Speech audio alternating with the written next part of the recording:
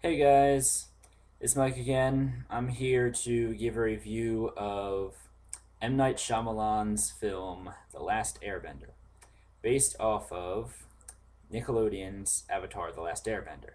Couldn't call it Avatar because of James Cameron, but don't get me started on that movie. Well, M. Night's gotten a lot of bad rap for it, and granted, the movie could have been a lot better, but it also could have been a lot worse. He's had a really rocky career. He did great with The Sixth Sense, but then other than that, he's been kind of crappy now. I'm also anxious to see his new movie Devil about the people in the elevator because it looks kind of interesting. I mean, if you're stuck in the elevator with like three people or four people, however many are in there, and one of them is a murderer, and you can't figure it out, and you're in a place that's like less the size of a office cubicle, that's kind of frightening. But basically, back to Avatar, The Last Airbender. That's really annoying. Anyway, um, as far as the characterization goes, Noah Ringer. Yeah, let's talk about this kid.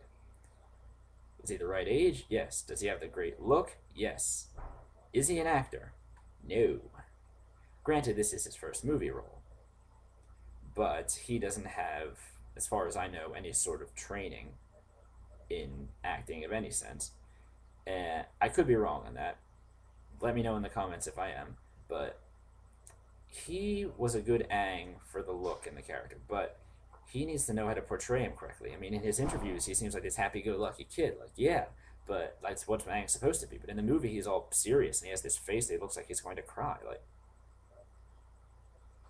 throughout the entire movie, it's just ridiculous.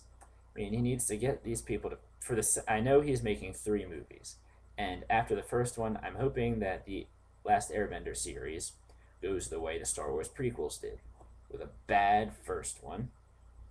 Although, granted, I think this movie is okay. Yeah, no, it's not better than the Phantom Menace, but Phantom Menace is a lot of underrated as well. But uh, subpar first movie, a middle's ground, pretty good on good some things, not so good on others, but generally a good movie for the second one, and Revenge of the Sith, awesome. I'm basically hoping the Last Airbender series goes that way. That book two will be a good, and book three will be kick ass. I mean, it has to be. I mean, okay, that's no ringer. That he just needs to learn how to act a little bit better. But as far as the other characters go, I thought it was pretty good. Nicola Peltz was a great Katara. She got captured the emotion well. Jackson Rathbone was good as Sokka. He's really funny and stupid and rushes into everything without thinking. Dev Patel was a terrific Zuko. I actually think he captured that well. He's got it pretty good. I mean, uh, all serious and driven to what his goal is of capturing the Avatar. I'm interested to see his character develop over the next two movies. Yeah, Shaun Taub as Iroh. Okay, I know they were trying to go a different way and not make. I mean, they weren't trying to make him look like Iroh because if they were, that's kind of sad. But as far as he went for the wise mentor to Zuko and the powerful firebender, yeah, they captured that. I didn't really see enough of Cliff Curtis to be able to tell if he'd be a good Ozai or not. I mean, all the clips of him was pretty much him talking to Zhao. I forget the name of the guy that played Zhao with this particular. I think it was Christopher Plummer. Let me know if I'm wrong on that. I think I am. No, not Christopher Plummer. I forget his name. But the guy that played Zhao, he was all right. He was an arrogant ass, just like Zhao. He didn't have the sideburns, but yeah. I'm interested to see Ozai develop more because I haven't seen enough of him to judge. And Azula was just introduced, so I'm hoping she captures the ideals of being as awesome as she was. Um, Now, as far as the plot of the movie, it follows suit pretty well, picking main events from the episodes along the 20 of the first season. Now, a lot of people are really mad that the Kyoshi Warriors weren't in it. Now, according to M. Night Shyamalan, there was a scene with them that was filmed, but he took it out before the final print, and I pretty much I think I know why. Think about it. They're introduced mainly to introduce Suki. The other ones don't matter. And Suki is introduced as Sokka's first love interest. Now, in the series, he meets Yue 10 episodes later. But in the movie, he meets her like in a half an hour, 45 minutes after that, if that would have been placed in the movie.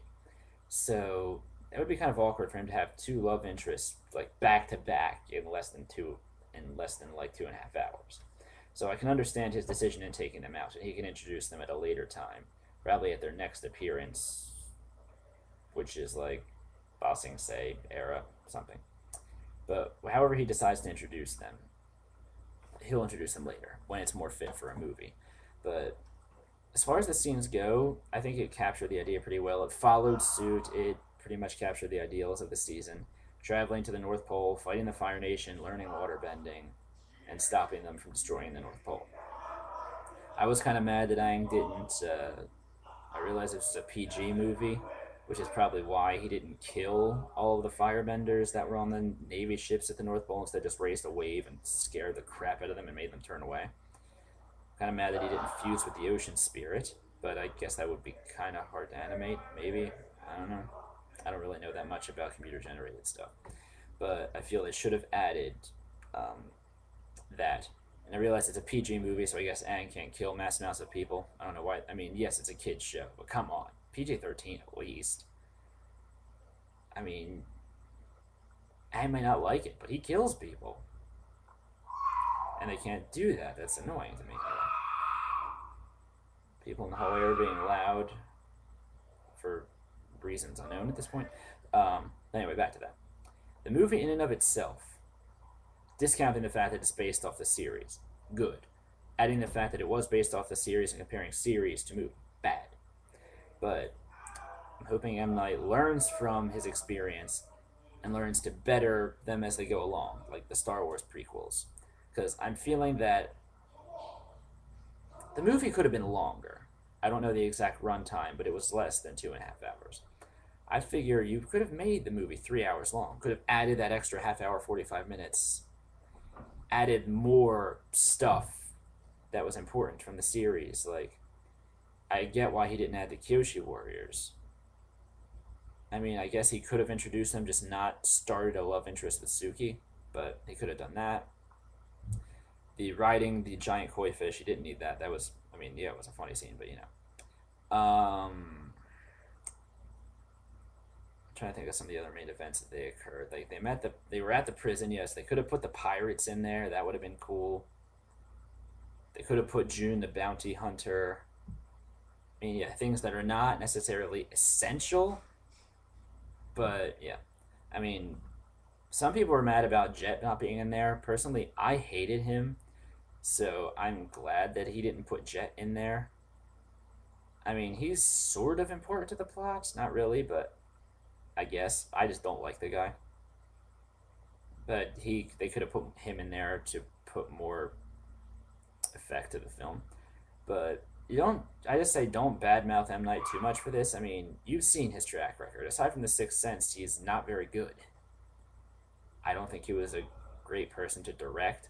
Now, say if Peter Jackson or Spielberg, now if they had directed this film, it would have kicked ass.